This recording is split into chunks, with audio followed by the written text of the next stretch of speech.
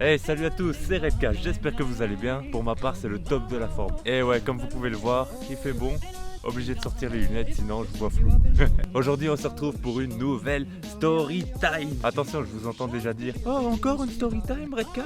Oh, faut arrêter avec les story time. Sauf que c'est pas une story time, mais c'est bien la story time. C'est-à-dire que c'est une histoire qui m'est arrivée et qui ne sortira jamais de ma tête, que je le veuille ou non. Oui, bref, c'est un mauvais souvenir, mais je me dois vraiment de vous le raconter. Et sachez que j'y ai réfléchi pendant 2 ou 3 semaines à vous le raconter, parce que ça pourrait vraiment prendre des proportions immenses. Mais au final, je me dis que vous et moi, on est quand même proches, non? C'est parti. Comme vous le savez, moi c'est Redka, j'ai 22 ans, j'habite à la campagne maintenant. Mais avant, c'était pas du tout pareil. C'est-à-dire que jusqu'à l'âge de 20 ans, j'ai vécu dans un quartier chaud, les gars. C'était un truc de fou. Il y avait des gens qui se baladaient avec des guns comme si de rien n'était. Comme si c'était normal après tout. Vous comprenez bien que jusqu'à l'âge de 10 ans, c'était impossible pour moi de sortir. Ça servait même à rien de poser la question. Hormis pour aller à l'école ou aller avec mes parents faire les courses. Mais je sortais pas, je restais chez moi, je jouais à la play. Mais tu restes chez toi, mec.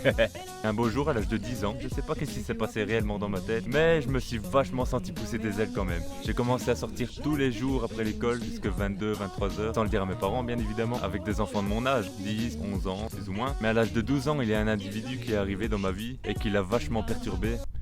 On va l'appeler Franklin dans cette vidéo, on va le laisser anonyme quand même. Faut savoir que ce type, il a 8 ans de différence avec moi. Tu fais le calcul tout simplement. 12, 20 ans... c'est pas la bonne affaire, j'ai envie de dire. Mais franchement, ce type, jusqu'à ce que j'ai 15 ans, il était nickel avec moi, super gentil, j'avais rien à lui reprocher. On restait ensemble tous les soirs, on parlait de tout et de rien. Enfin bref, rien de plus banal. Mais à l'âge de 15 ans, les gars, ce type, il a complètement pété un câble. À mon avis, dans sa tête, c'était plutôt ça. Quoi, t'as 15 ans? Viens ici que je t'éduque un peu, mec.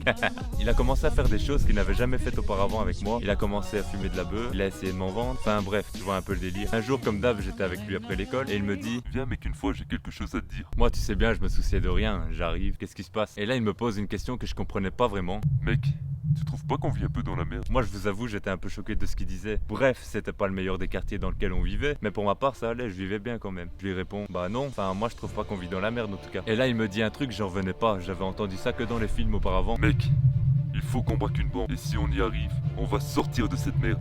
Pardon? Qu'est-ce que tu dis, gros? J'ai 15 ans. Qu'est-ce que je vais faire un braquage? T'en as 23? Va le faire tout seul ton braquage. Au début, clairement, c'était non, mais t'es un fou, toi. Qu'est-ce que tu fais? Mais à partir de ce moment-là, les gars, pendant une semaine, 2 semaines, 3 semaines, 1 mois, 2 mois, tous les jours, il a pas arrêté. Un braquage, un braquage, un braquage. Mec, s'il te plaît, il faut faire le braquage, s'il te plaît. Mais vous savez quoi? Après me l'avoir demandé tous les jours pendant 2 mois, j'ai dit oui. Oui, on va faire ton braquage, tant pis. Et au final, je me dis, on peut gagner de l'argent. Bref, c'est risqué, mais ça se peut, on va même pas se faire choper. Et à partir de ce jour, Franklin, il a pas arrêté. Il était tout content. Il a commencé à faire ses stratégies. Il en parlait tous les jours. De toute façon, moi, je le laissais faire. Je m'occupais de rien. J'allais le faire avec lui, mais c'est lui qui s'occupe de tout. Tu veux faire un braquage? Tu assumes jusqu'à la fin. Puis le jour J est arrivé. C'était un mardi, je m'en souviens comme si c'était hier. À 10h, c'était la récréation. Je reçois un appel. Je décroche.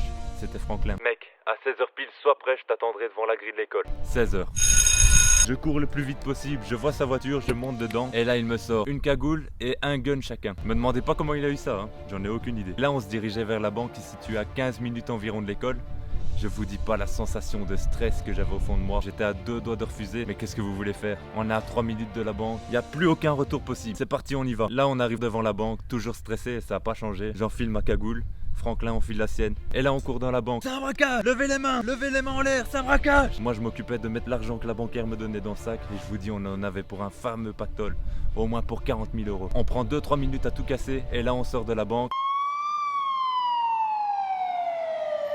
C'est pas vrai, la police, il manquait plus que ça. Il y avait 15 flics armés devant moi, prêts à tirer. Il y avait au moins 5 bagnoles de flics. En 2-3 minutes, honnêtement, ils ont vraiment été vite. Moi, dans ma tête, je sais pas qu'est-ce qui se passe honnêtement. Je lève mon gun devant un flic et je lui dis: pose ton arme et dis-leur à tous de poser leur arme. Sinon, je te pète la tête, t'as compris? Et là, je...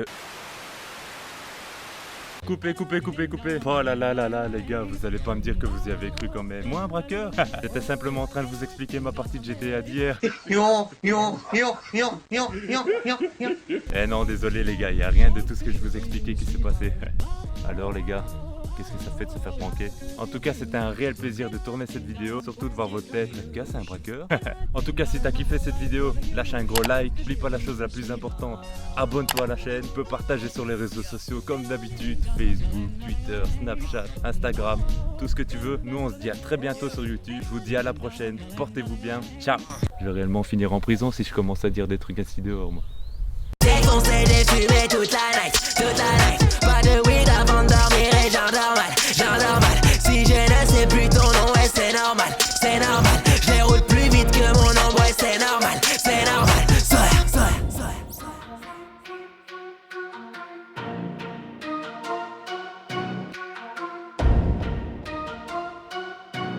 Je les roule plus vite que mon